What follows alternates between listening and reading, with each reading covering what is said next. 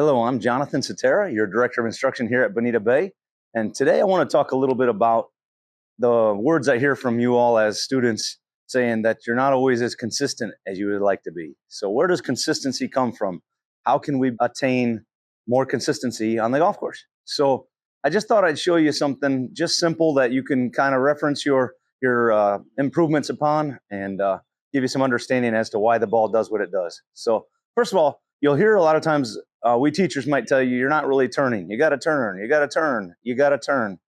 So to me, I think every golfer has the ability to turn and does turn. It seems like what changes, though, is the amount of that turn. So we might always say you got to turn, and it makes you seem like you need to turn more always. That's kind of the implication we tend to give you.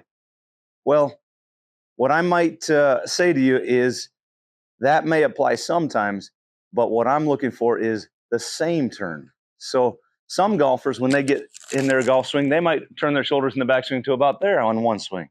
And the next time they might turn it to about there in one swing. And the next turn they might turn to there. So it's the inconsistency of how much you turn. And I like to say, turn in your golf swing gives you, and often people fill in the blanks by saying power, torque, energy, distance, all those things can apply and may be one of the benefits of a more consistent turn. But what I look for is the same turn. I want each golfer to figure out how much they can turn and try to get there each and every time. So think of it like this. Turn in the backswing gives you time. So if you have a small turn, you have a lot less time to square the club face up. If you have a larger turn, you have more time to square the club face up. So I'm going to hit 3 shots. The first one I'm going to hit is going to have a smaller turn, and often that'll have a tendency of leaving my club face open and the ball will go off to the right. So let me show you that one.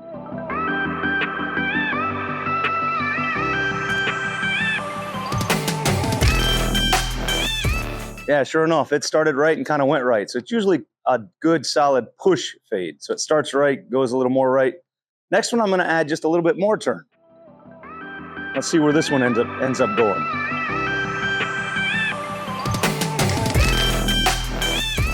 All right, so this one just kind of started right a little bit, but not that far offline, and it'd probably make the edge of the green, maybe on the right side of the green, okay? And this last one, I'm gonna go ahead and max out my turn and see what happens.